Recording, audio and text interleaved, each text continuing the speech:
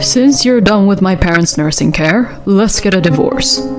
Excuse me? Like that, my husband suddenly declares for a divorce. I'm in love with a younger and a pretty girl compared to you. Plus, she's pregnant with my child.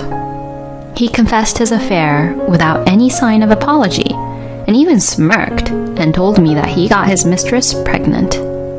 We have 3 children, and there's no way that we can get a divorce so easily.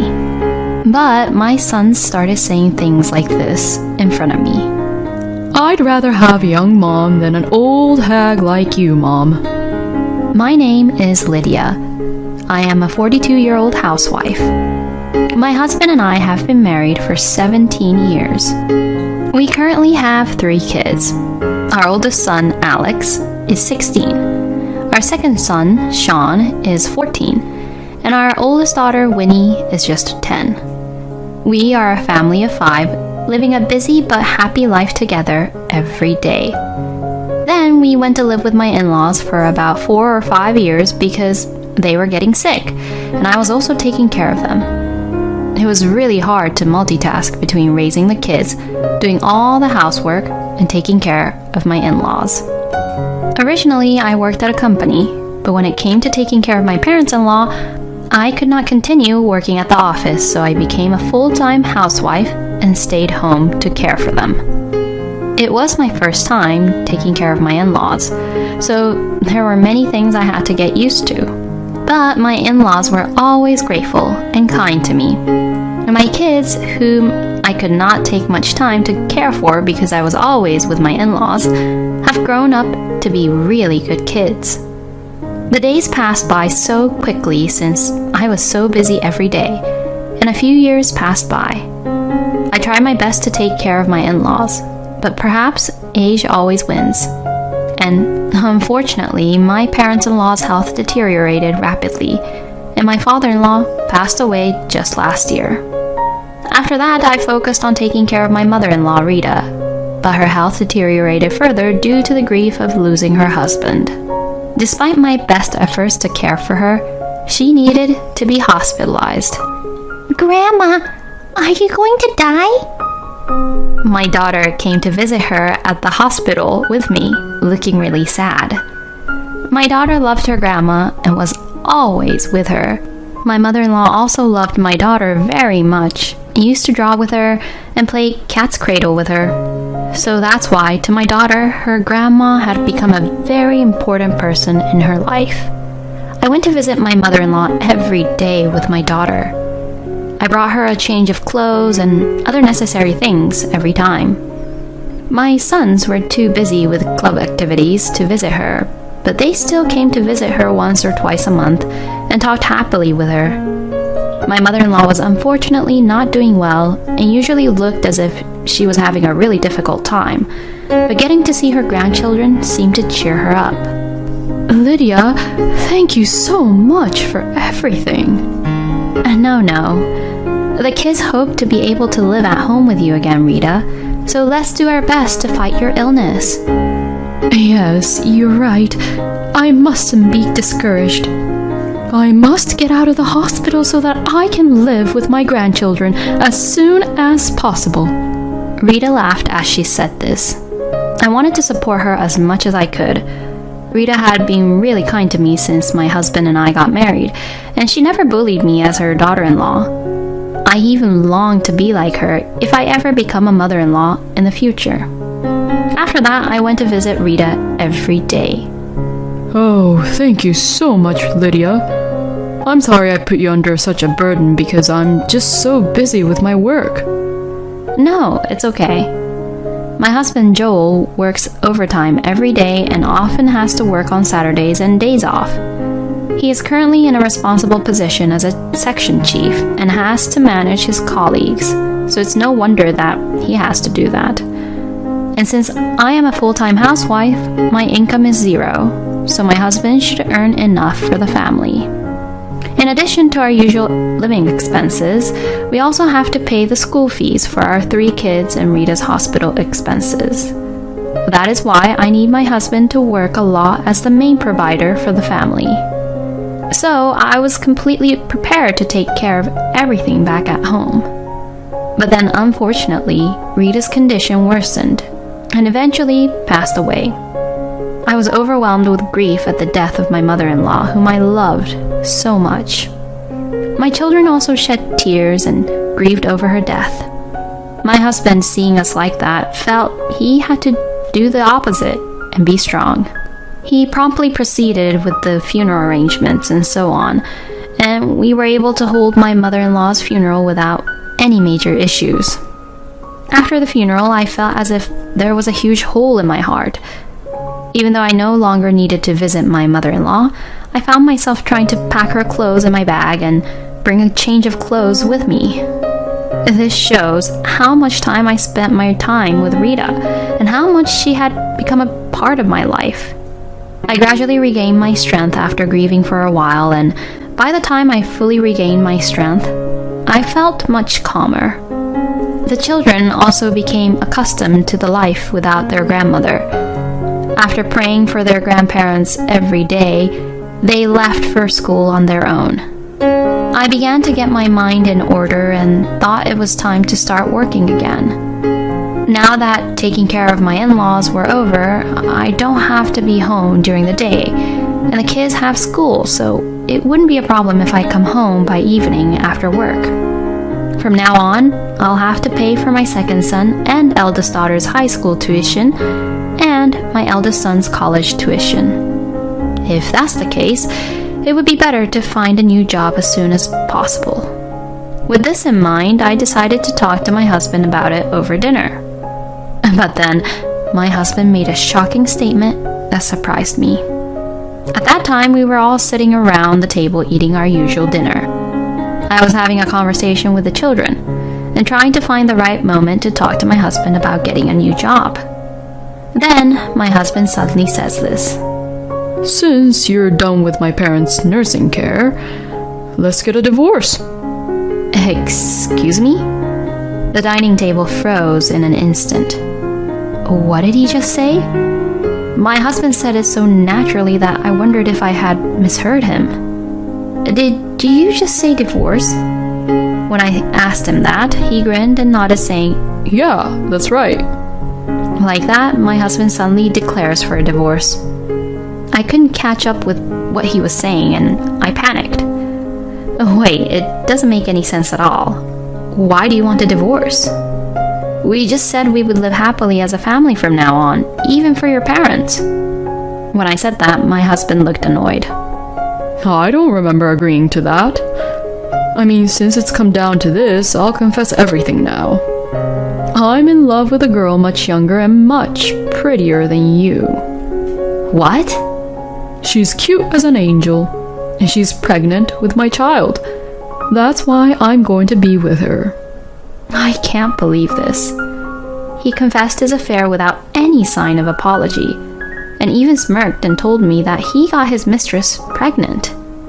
I was filled with anger, but I had to remain calm for the sake of our kids in front of me. Stop saying nonsense, and don't be irresponsible.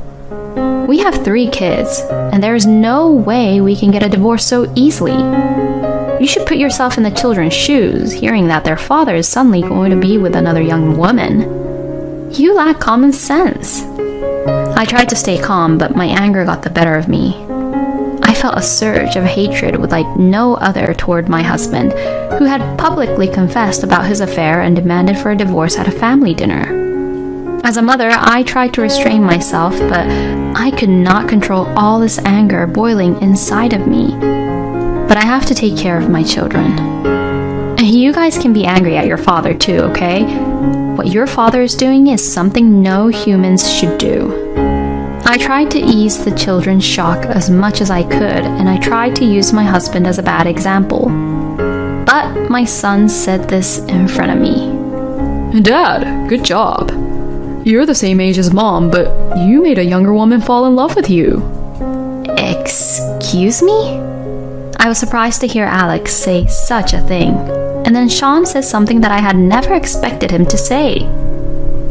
I'd rather have a younger mom than an old hag like you, Mom. I mean, it's only natural for a man to think so. No way. I was at loss of words. And my husband is happy that his sons agree with him. You guys think so too, don't you? Wow, I'm glad they grew up to be sons who understand what I'm actually talking about. This was just too much for me. I told my daughter to go back to her room. As soon as she left the living room, I got angry with my sons and my husband. How dare you say that? I don't remember raising you both to approve of affairs, and you shouldn't be happy that your kids approve of it either. It didn't seem to bother them at all, even when I yelled at them. Mom, just give it up. Dad was just following his own desires. That's right. Now you think that it's better to end it with Dad now, don't you? Nice, that's it. Keep on going. I just want to break up with your mom and be with my new girlfriend. Oh well, there. Don't be too hasty, Dad. So, you've been home late for the past year or two because you've been seeing that cute girlfriend of yours all the time? Actually, that's correct. Your mom believed me without question when I told her that I was working late. My husband looked down on me as he says so. Now, wait a minute. So you're saying you didn't even go visit your own mother, but instead met with your mistress? Well, yeah. I mean, it didn't matter much because you were there to visit her anyways, right? He's really unbelievable. This man was having an affair with a young woman while his own mother was suffering from an illness. Fine, I get it now. I can't be with a lousy scumbag like you anymore. Let's get a divorce. As I said this, my husband pulled out the divorce papers from the drawer as if he had been waiting for me.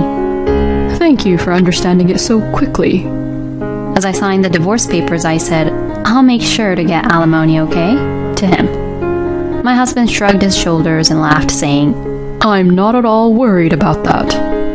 I finished signing the divorce papers and immediately started packing my belongings. Are you leaving home, Mom? Yes, I am. Of course, you're coming with me. I told my daughter, who came to me looking worried, and she looked relieved. I'm glad. I didn't want to be separated from you, Mom. Me too, honey. I hugged her and told her to pack her things too. Then Alex and Sean came to me. What is it? I was so disappointed by what my sons had said earlier.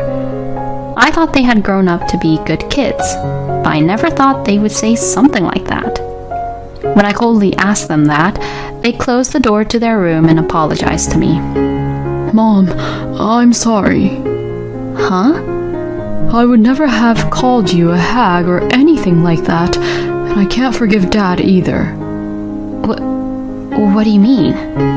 While I was being surprised, my sons explained the situation to me step by step. Actually, we knew about Dad and his affair. What?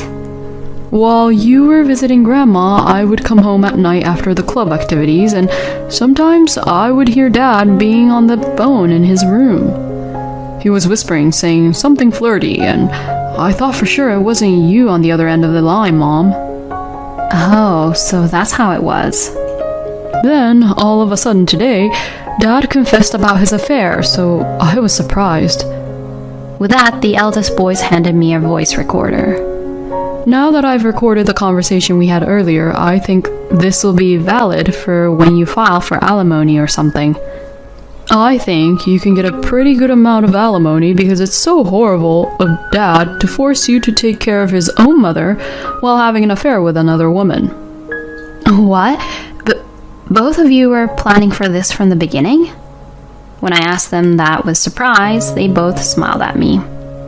Sean and I were planning to get on Dad's side so that he'd speak up about his affair. We will never forgive him for neglecting my grandma and betraying you, Mom. Let's fight with him. When my son said that to me, I felt my strength increase at once. Yes, you're right. Let's do that.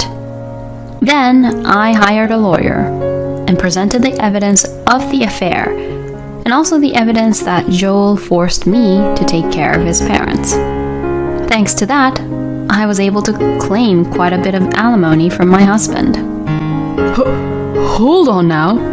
$60,000 of alimony? And $30,000 of alimony to my girlfriend as well? That's almost $100,000 if you add the two together. My husband was surprised to learn the amount of alimony that the lawyer had proposed. This is not the time to be surprised by your alimony, you know. You will also have to pay child support for all 3 of my children. My oldest son for 4 years, my second son for 6 years, and my oldest daughter for 10 years. So, to put it simple, that's 20 years of child support in total. I think at lowest the total will most likely be more than $120,000. No way! So I have to pay you over $200,000 or something?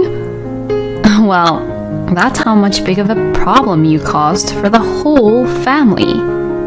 So of course, you'd have to pay that much at least. My husband was so surprised when he found out the amount. In addition, he also had to support his own child with his new girlfriend. If you fail to make even the slightest payment, I intend to demand that you pay them immediately until you do. My husband went completely pale, and he looked as if he was about to collapse. I then had my alimony paid in one lump sum by my husband and his girlfriend. And as for the child support, I have it transferred to me every month. Not only did my ex-husband lose all his savings at once, but he also has to pay a substantial amount of money every month, which makes life with his girlfriend poor, apparently. As a result, his girlfriend told him that this life was not what she expected and left him eventually. He is now living all alone while paying child support for my children and to the child he had with his mistress. Meanwhile, I have successfully found a new job, and I am living a happy and joyful life with my very sweet and adorable children. I will continue to work hard as a mother to protect the lives of these precious children. Joel, who declared that he had an affair, tried to start a new life, but was betrayed by the children in the end, and it was so nice to see that. The children have grown up to be really good kids. I think the children will be even better off now that they have been able to cut ties with their lousy scumbag father. I know it must be hard for Lydia to raise 3 children as a single mother, but I wish her the best.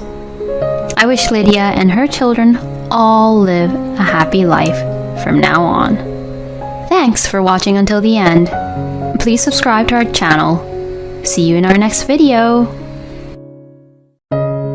When I checked my smartphone, there were 13 missed calls, all from my mother-in-law.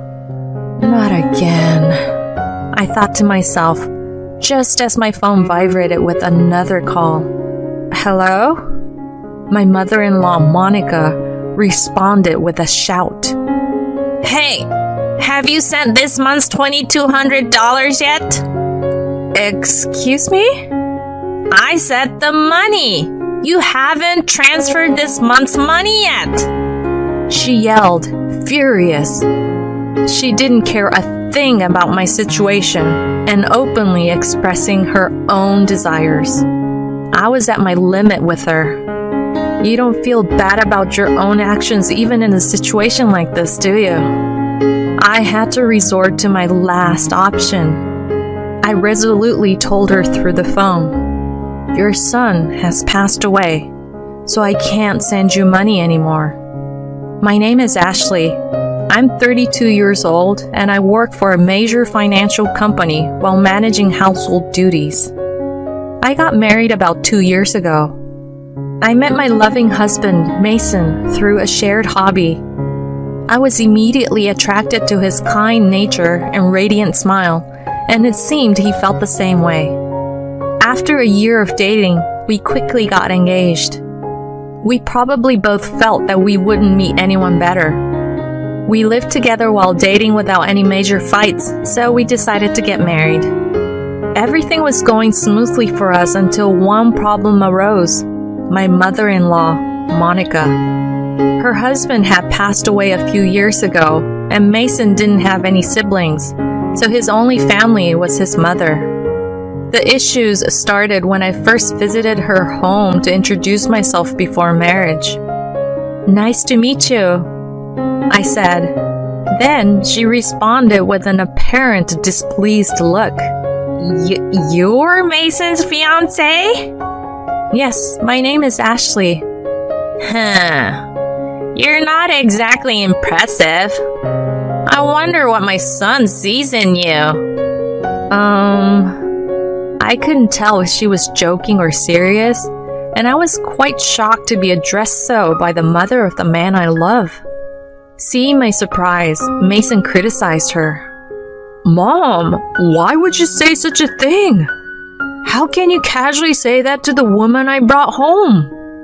It's not like that, Mason. I just want to choose a suitable woman for you. Choose? I'm the one who chose Ashley, and I don't need you to meddle. Don't be so cold. I'm just thinking about you, Mason. If you really care about me, then support us unconditionally. Why can't you understand such a simple thing? A tense atmosphere filled the room as the argument unfolded in front of us. As this was my first time meeting her, I couldn't really intervene. The uneasy atmosphere lingered, but eventually we managed to tell her our intention to get married. As we were leaving, Monica, still appearing disgruntled, called out to Mason. Hey son, you're going to keep that promise after you get married, right? What promise? You know, the monthly money. Ah, that. Yes, I'll keep that promise. But let's not discuss it here. What's the problem? I just asked. The tension between Mason and his mother was palpable, and the mood was somber. On our way home, I asked him about what was on my mind. Hey Mason, about what you and your mom were talking about when we were leaving. Yeah, I have to tell you something, Ashley. I heard something about the monthly money. After my dad passed away, I've been sending her money every month. How much? $1,500. $1,500? I inadvertently raised my voice at the sheer amount. And with that, he sighed deeply and began to speak slowly. The truth is, my mom, she's in debt. Debt? She got into it with gambling a while ago. Now she's trying to live while paying it back. She doesn't get around too well anymore, so she seems to spend most of her time at home these days. But she still needs living expenses, you know? Yeah, but $1,500 is a lot. If I give her less, she'll just keep calling over and over again. And no matter what, she's still my mom. Considering she's living alone, I'm worried about her. I see. He really cares about his mother. But that makes sense. After his father passed away, she's the only one left. No matter her character, she's still his precious mother. At that time, all I thought was how kind he was. 2 months after our marriage, on a certain day while I was on lunch break, my phone rang. It was a call from Monica. Hello? I replied, and she began to speak cheerfully. It's been a while, Ashley. I have something I'd like to talk about. Is that alright? Yes. What is it? Actually, I would like you to send me money too. Excuse me? Stunned by the unexpected request, I was at a loss for words. But she continued, sounding pleased. Remember the conversation we had the other day? You work at a financial company, right? So you must be making good money. No, not really. Are you planning to lie to me because you don't want to give me money? No, that's not it. Then why? Well, because you're already getting money from Mason, right? At my question, she brusquely replied, "Yeah, so what?" I stated firmly to her, who seemed to lack gratitude. "Monica, not every mother can receive $1,500 every month from their son. And yet, you want even more money." Oh, really? That's what you have to tell me? If you send me another $700, Mason wouldn't have to be bothered. What? What do you mean? You see, I made Mason the co-signer of my debt. In other words, if I fail to make payments, he will be the one pressed for the money. But isn't some of his $15 going towards repaying the debt? It's not enough. I haven't told him, but the debt is quite sizable. From her tone, I realized this was something he didn't know. In the future, when we have kids, our expenses will increase. On top of that, shouldering my mother-in-law's debt is not an easy matter. But if she defaults on her payments and the debt falls on Mason, the interest would likely have ballooned by then. If I refused to send her money, ultimately, it would become a burden on him. I thought it best to get her to repay her debt now. With that in mind, I sighed and told her, "All right, I will send money too." Really? I knew you'd say that, Ashley. Including Mason's, it'll be $2,200. You can really pay off your debt with this, right? Sure, of course. I should be able to pay off in about a year. This is a promise, okay? Please make sure to pay it off without any delinquency. I know. Okay then, starting from this month. With that, she abruptly hung up the phone. The added worry to my body exhausted from overwork makes me feel even more depressed. $700 a month. That's a hard hit. But it's also to ensure that we won't be burdened in the future.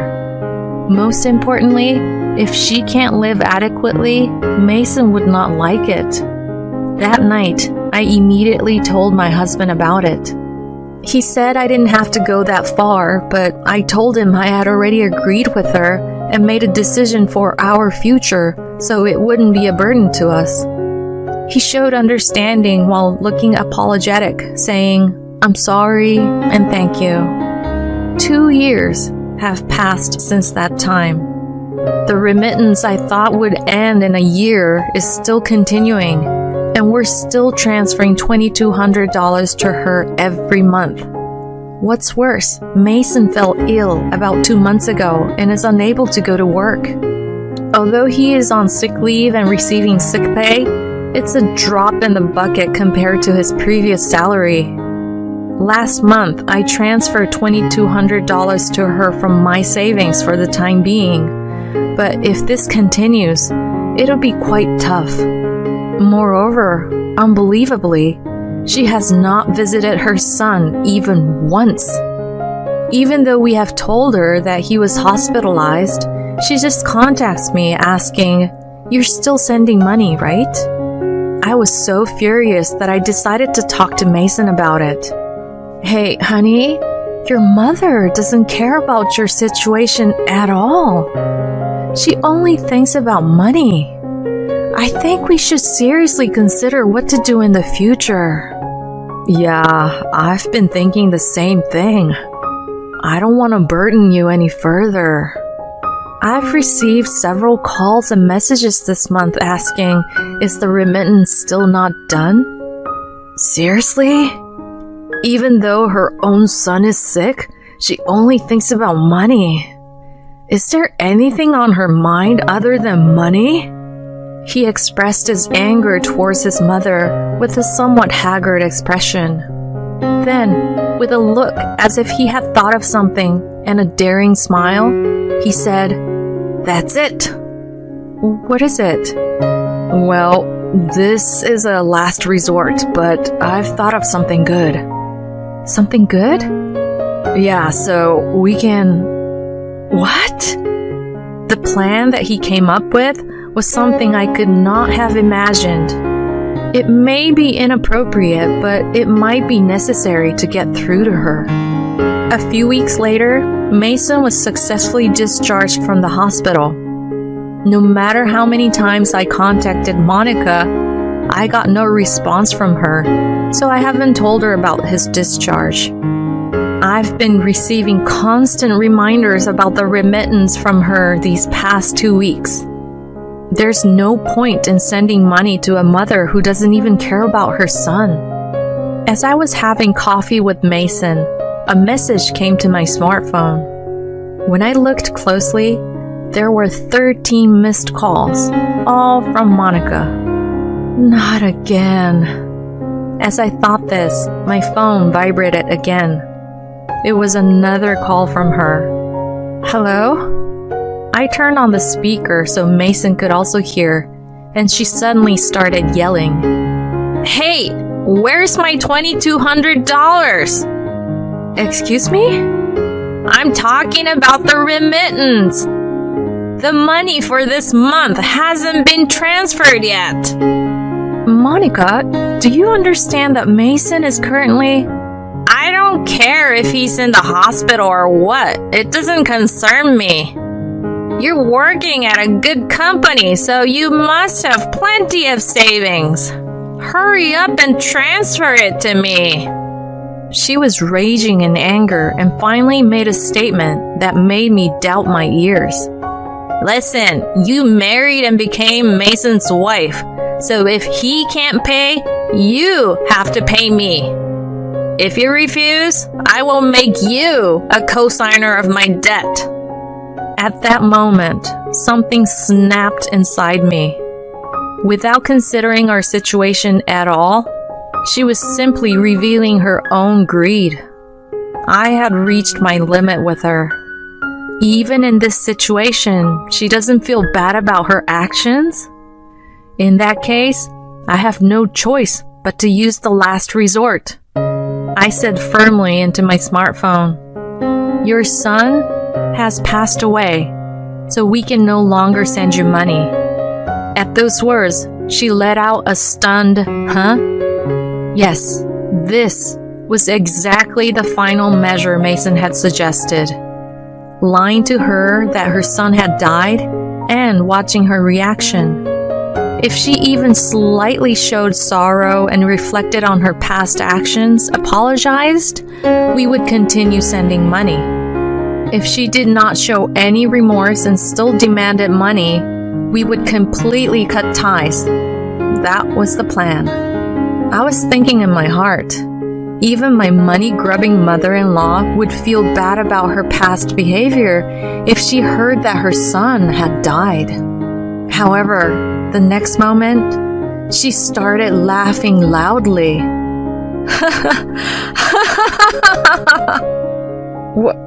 What's so funny? Well, everything! If Mason's dead, that means his inheritance will be distributed to me too. I've been researching this since I heard he got sick. Listen, 2/3 of Mason's property is yours, but 1/3 is mine. I was at a loss for words. I could not believe that the first thing she researched when she heard her son was sick was not the treatment method, but about inheritance distribution. I was not just angry, I was astounded. Mason felt the same way. He met my eyes and slowly nodded. This was a sign to continue with the plan as is. I said to her again in a strong voice, "Monica, did you hear what I said?" Mason has passed away. Yeah, I did. What about it? Aren't you sad?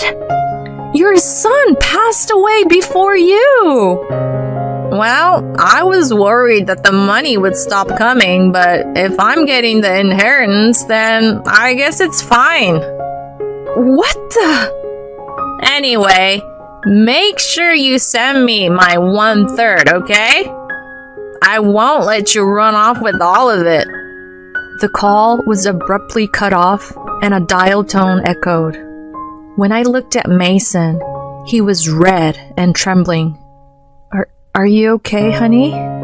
When I asked, he looked into my eyes and said, I'm cutting ties with her. She'll probably come here asking for money eventually. Let's wait until then. Okay, but are you really okay with this? Cutting ties like this? Yeah, I have absolutely no regrets after that call. She's not my mother. His eyes were filled with hatred. I felt the same way. A human being who values money more than her son's life? She's not family to me. A few days later, as we predicted, Monica barged into our house. For the time being, I asked Mason to hide in the next room and decided to handle her myself. There, my mother-in-law approached me with a demon-like expression. You! Hurry up and give me Mason's inheritance! That again? Don't you have anything else to say? He's already dead. There's no point in saying anything else, is there? You didn't even come to visit him, and now you're saying this? Do you really call yourself a mother?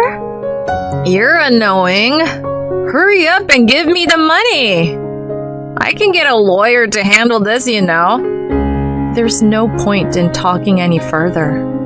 Just as I thought that, Mason appeared from the next room. Seeing him, she shrieked as if she'd seen a ghost. Mason? Why? You're supposed to be dead. Long time no see, Mom. I'm sorry, but we lied about me dying. What? You lied? What kind of sick joke is that? It was to check your true character, Mom. I wanted to see what you'd do about the money transfers if your son died.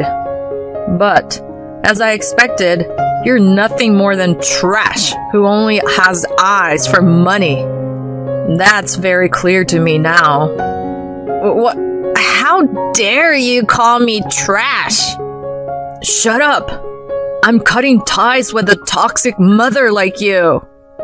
At Mason's roar, she stood there with her mouth agape.